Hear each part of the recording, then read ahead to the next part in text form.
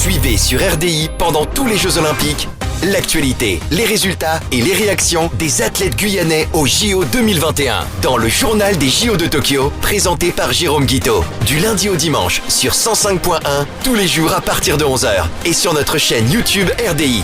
RDI, premier sur le sport.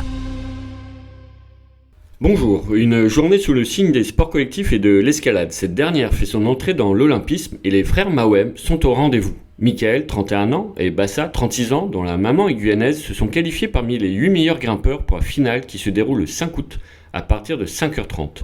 Bassa Mawem a réalisé le premier record olympique à la vitesse.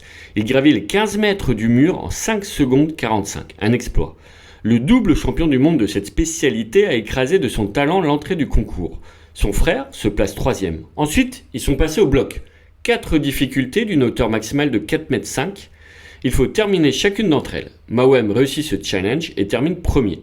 Il s'offre un beau cadeau d'anniversaire puisqu'il est né un 3 août. Il restait donc le défi de la difficulté. Il faut grimper une voie de 15 mètres sans tomber et en 6 minutes maximum. Michael et Bassa ne brillent pas mais leur avance est suffisante. Michael finit 2e des qualifications et Bassa 7e. Ce dernier se serait blessé au biceps d'après le journal L'Équipe. Nous avions réussi à recueillir quelques mots de Michael avant les qualifications. On lui avait demandé si on pouvait envisager un podium avec les deux frères Mawem. Il nous répond. Un podium avec les frères Mawem est envisageable, oui, il est envisageable. Va être difficile, mais il est envisageable. Après, voilà, aujourd'hui, on se concentre à se préparer pour arriver au jour de la compète le plus en forme possible, avoir notre plus belle escalade et ça donnera ce que ça donnera. Et on sait très bien que si on fait notre best compète, la meilleure des compétitions, c'est à ce moment-là tout est possible, voilà. Et aujourd'hui, on concourt avec les 20 meilleurs de la planète dans chaque discipline, et les 20 meilleurs qui sont bons dans une discipline, les 20 meilleurs qui sont bons dans 2 disciplines, même dans 3. Donc voilà, le classement il n'est pas fait. Il faut que tout le monde soit à son meilleur niveau et je pense que le résultat on le verra à la fin. Mais c'est sûr qu'on va se battre et y aller à fond pour aller le plus loin possible. Autre sport, autre ambiance, le stade olympique a vu une des performances les plus grandes de l'histoire de ce sport. Karsten Warholm, le Norvégien, est descendu en dessous des 46 secondes aux 400 mètres et il porte le nouveau record du monde à 45 secondes 94. Cette course, disputée dans la nuit à minuit 20 en Guyane, midi 20 au Japon, est totalement folle. Ray Benjamin, médaille d'argent, passe sous l'ancien record du monde qui est daté de 1992. Il améliore la marque de 62 centièmes. Même le 3e, le Brésilien Alisson dos Santos, bat ce record du monde encore en 46 secondes 71. Incroyable. Kevin Young est relégué à la 5e place des meilleures performances sur 400 mètres haies alors que son record avait tenu 29 ans. La session du matin a été bien plus calme. Le javelot féminin débutait ses qualifications. Il est certain que notre championne de javelot, Alexia Laïs, n'a pas pu allumer sa télé ce matin. Elle aurait dû être au stade de Tokyo. Aujourd'hui, elle revient pour nous sur cet imbroglio avec la Fédération française d'athlétisme. À la base, j'ai été sélectionnée pour les Jeux. Je les ai réalisés, mes minima. J'étais 15e mondial lors des championnats d'Europe par équipe en Pologne où j'avais gagné, là où j'avais fait 63,46 justement.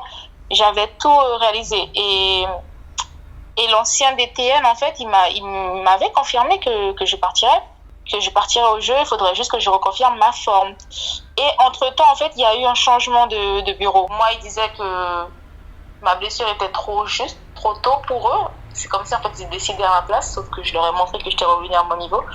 Mais ils décidaient que c'était encore trop tôt. Et ils vous soutiennent quand même en termes de soins, justement, d'opérations, de mise à disposition de kiné? Oui, énormément. Ils m'ont énormément soutenu parce que je pense que ça, je sais pas si je veux le dire, mais ils culpabilisent un peu, peut-être, je sais pas. Ils avaient peut-être prévu leur coup, je ne sais pas, bref. En tout cas, ils m'ont soutenu en termes de matériel, énormément pour la rééducation et de soins.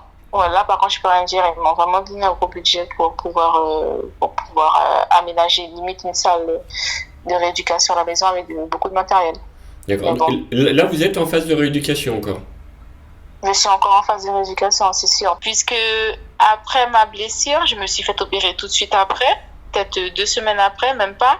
Et tout de suite après l'opération, j'ai repris les entraînements en fait. J'ai repris instantanément. et je jonglais entre rééducation et entraînement. On espère qu'Alexis pourra regarder les JO ce soir et demain matin, car le programme est de feu. Début du décathlon de Kielmayer à 21h. À 8h30, un record du monde encore en 400 mètres haies est possible chez les dames avec Sydney McLaughlin. À 8h45, quart de finale du handball féminin emmené par Béatrice Hedwig qui doit surmonter le mur des Pays-Bas, championne du monde en titre. À 9h, le basket féminin affronte l'Espagne aussi en quart de finale. Bon sport à tous, Jeanne, à demain. Actualité, résultats et réactions des athlètes guyanais aux Jeux Olympiques 2020 sur RDI. C'était le journal des JO de Tokyo, présenté par Jérôme Guiteau. RDI, premier sur le sport.